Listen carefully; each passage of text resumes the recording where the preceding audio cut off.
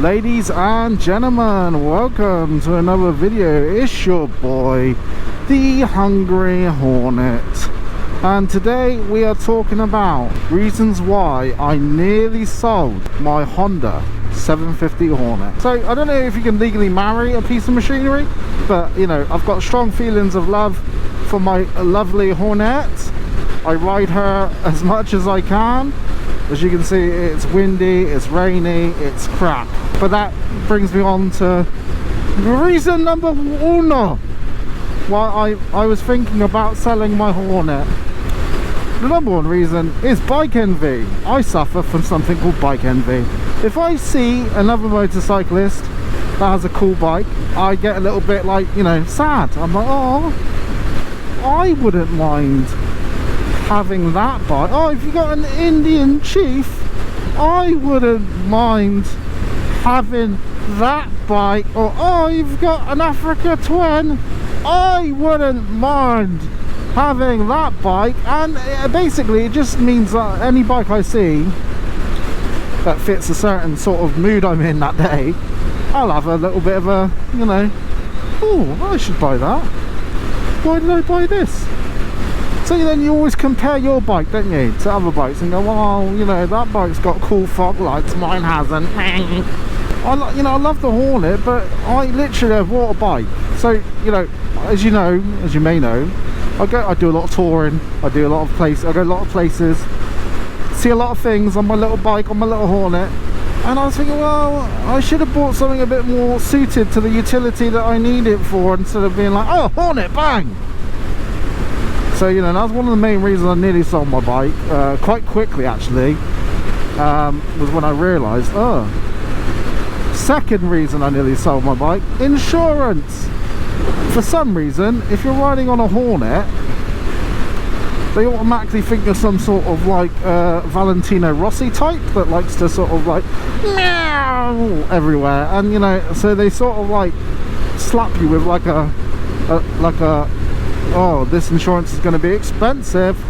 And it's like, oh man, I just wanted to ride my bike, I just want to get from A to B, that's all, man. I'm not looking to do any races or anything like that. So that's one of the main reasons. I think, like, I was struggling with the insurance. I was like, oh, this insurance, I'm never going to be able to afford this. You know, I did the whole thing where I bought this bike without looking at the insurance beforehand, because I bought it brand new. Obviously you don't have the plate or anything, like the plate isn't registered or anything, so it's hard to sort of get like a gauge. So then you got to ring up and get like a custom quote, and the custom quotes are all shit. And then I finally got insurance for somebody else and saved my skin. But it was close, I nearly didn't get it, and I nearly sold my bike as an insurance, because I was thinking, I did have a little thought that if it continues, if after like year one of me owning it and then the renewal was like more, I might sell it to get a bike that's a bit more practical. Luckily for me, my price pretty much dropped 50% compared to the year before. So beggars can't be choosers, can they? That's not bad. That's not bad at all. Third reason why I nearly sold it was because everyone else I know has like sports bikes, and you know, and they got like really nice sort of like fire blades and all that, and I got a bit like, oh, I don't have a sports bike. That kind of falls more into like bike envy still. But when you ride other people's bikes, I actually ended up riding one of the guys I know, Martin. I ended up riding his Kawasaki Versus, and I actually ended up really liking it. I mean, oh, this is perfect, it's the right size, you know, it's pokey enough, and it sort of does the right things, and I could go places. And I was like, oh, I wish I could, you know, my bike's not like that. So I nearly sold it, because I was like, oh, I was very tempted. Another reason why I was, you know, nearly sold this bike was because I just feel like is it grown up enough for me? Is the bike grown up enough? You know, am I entering the age of like, you know, I need something that's more utilitarian, more like boring, if you like, more practical. Like, you know, I want a Goldwing, and I love a Goldwing, and this isn't a Goldwing. So the bikes my dream bikes are, this isn't even one of them. this isn't even on the spectrum, on the radar of what I want, you know. And I ended up being like, oh my god, you know, I bought the wrong bike. And the final reason why I nearly sold my Hornet was because this was not the bike I originally wanted. I went for a couple, it took me a couple times to pass my test, 4 times actually, and I ended up putting deposits on all different types of bikes. The Hornet, I believe I put a deposit on a Hornet once, but it was a 500 Hornet, so I nearly didn't buy it because I thought 750cc, that's quite a lot, you know.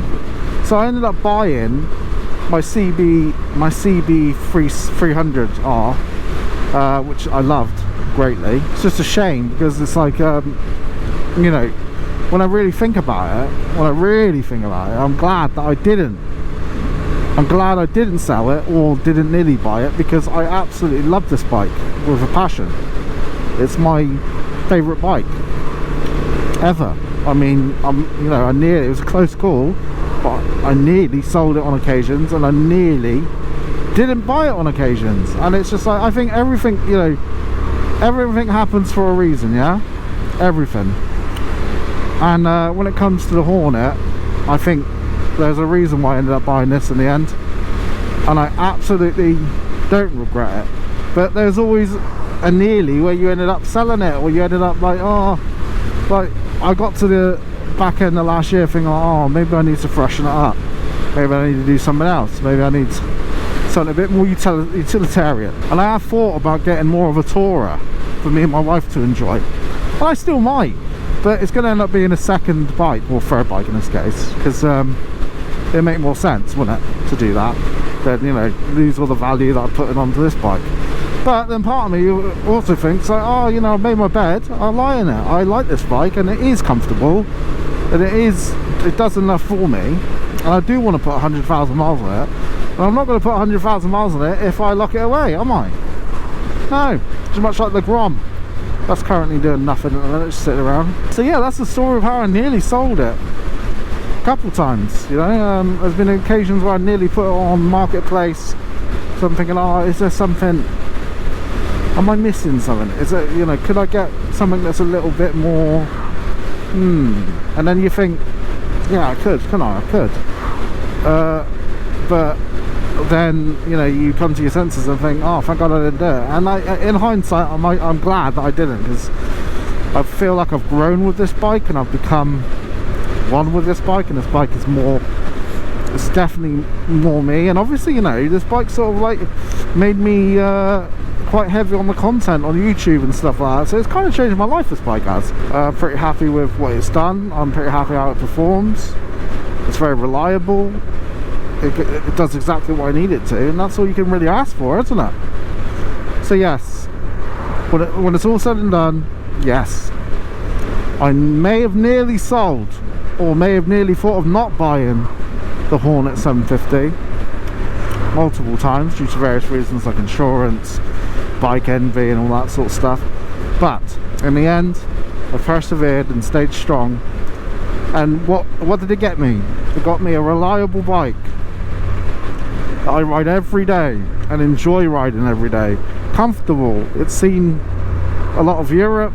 I've had a lot of fun on it. Yes, it's not the all-purpose built tourer that I should probably have if I'm so into touring, but it is my little Hornet that could, you know.